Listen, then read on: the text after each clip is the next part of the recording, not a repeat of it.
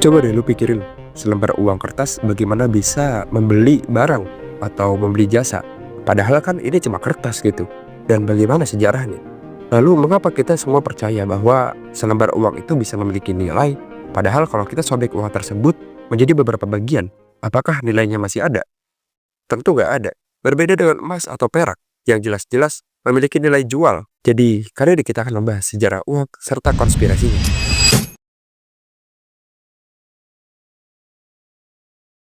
Dulu jauh sebelum ada gaji, ATM atau transfer, manusia berdagang dengan barter. Ayam ditukar dengan beras, gandum ditukar dengan sapi. Masalahnya jelas, barter itu ribet banget. Lu harus menemukan orang yang kebetulan butuh barang lu. Dan belum tentu semua orang mau barang lu. Karena itulah muncul komoditas yang dianggap bernilai, seperti garam, gandum, kulit, atau bahkan manik-manik. Namun, ini juga punya kelemahan, mudah rusak, berat, dan tidak punya standar nilai. Sampai akhirnya, sekitar 600 tahun sebelum Masehi, bangsa Lydia di wilayah Turki modern mencetak koin emas dan perak pertama di dunia. Ini jadi titik besar dalam sejarah manusia. Untuk pertama kalinya, manusia memakai benda yang nilainya diakui universal dan tahan lama.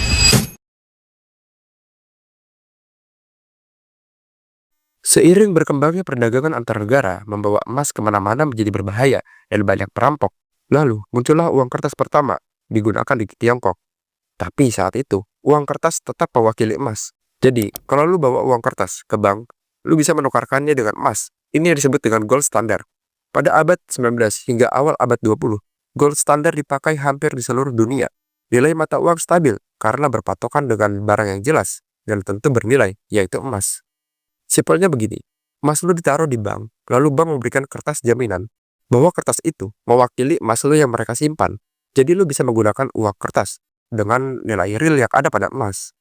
Namun, ketika depresi besar tahun 1929 melanda dan disusul Perang Dunia Kedua, negara-negara banyak yang porak-poranda, mau pemenang atau yang kalah. Yang tidak hancur atau hancur sedikit itu cuma Amerika.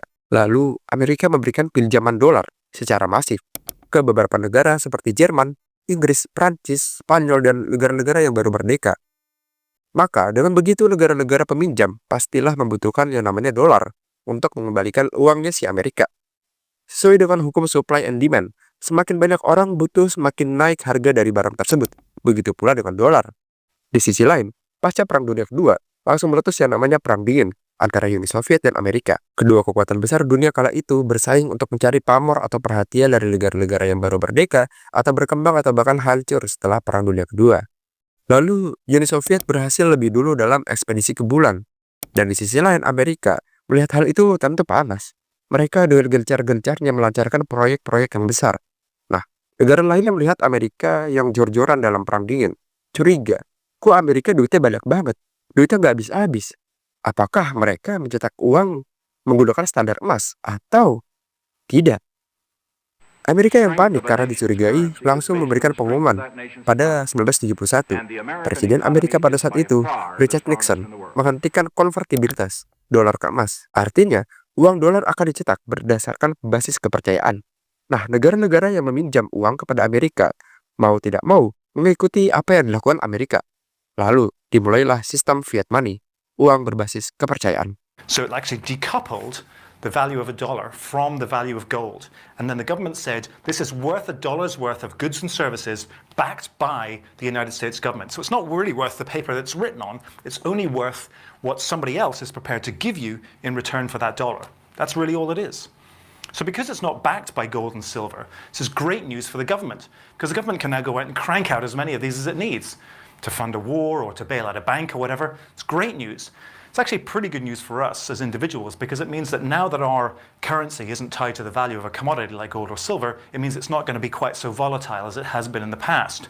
The bad news, of course, is that if the government prints lots and lots of those dollars, vast amounts of money goes into the system, it means you've got more dollars chasing fewer goods and services. And that can lead to inflation, where the value of your dollar is worth a lot less. And of course, that can also lead to hyperinflation, where the value of your dollar just falls off a cliff because there's just so many dollars chasing so few goods and services. And when that happens, it could leave us very...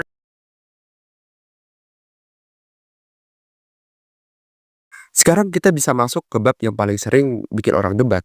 Apakah sistem ini atau sistem Fiat money memang sengaja dirancang oleh elit global, atau semua ini sekedar konsekuensi logis dari ekonomi yang modern. Sebelum masuk ke teori, kita mundur dikit ke tahun 1913, di mana Bank Sentral Amerika, yakni The Fed, itu didirikan.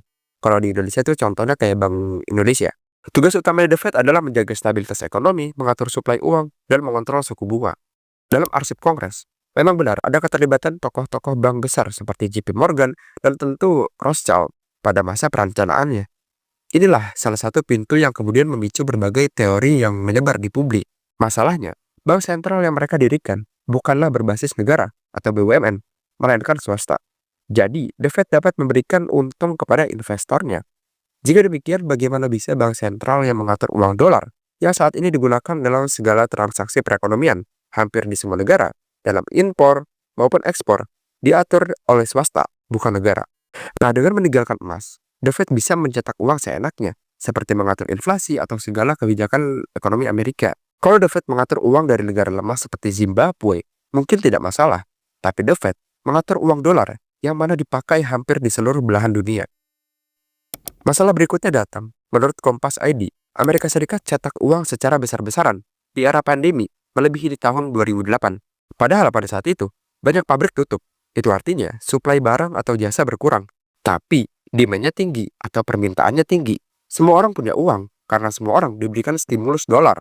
Jika demikian, inflasi secara besar-besaran sangat mungkin terjadi. Harga barang akan melonjak tinggi karena semua orang punya uang, sedangkan barangnya terbatas. Lalu, apakah ini semua bentuk dari kesengajaan? Soal The Fed, beberapa kontroversi kemudian muncul ketika kebijakan moneter yang dilahirkan The Fed justru memperkuat kesenjangan ekonomi atau berdampak buruk pada sektor tertentu. Beberapa kritikan terhadap The Fed, salah satunya soal transparansi. Keputusan kebijakan moneter yang diambil oleh The Fed tidak selalu transparan. Beberapa pihak menyebut proses pengambilan keputusan The Fed terlalu tertutup dan dapat dipengaruhi oleh kepentingan kelompok tertentu. Ini juga terkait dengan independensi lembaga tersebut. Kemudian, ketika berhadapan dengan krisis, The Fed kerap dianggap lambat dalam merespons dan tidak berhasil mencegah krisis. Kasus krisis tahun 2008 misalnya, The Fed dituduh gagal dalam mengantisipasi dan mengelolanya secara efektif.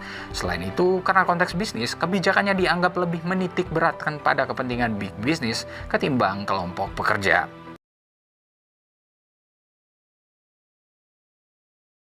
Perjalanan uang dari barter, emas, hingga fiat currency adalah perjalanan panjang yang membentuk dunia kita saat ini. Fiat money memang benar-benar sihir atau penipuan terbesar di dalam dunia saat ini. Bagaimana bisa? Cuma uang kertas yang kita percayai memiliki nilai untuk membeli barang atau membeli jasa. Ini bukan konspirasi, ini kenyataan bahwa The Fed adalah bank sentral swasta Amerika yang mungkin sengaja membuat dunia ini menjadi krisis.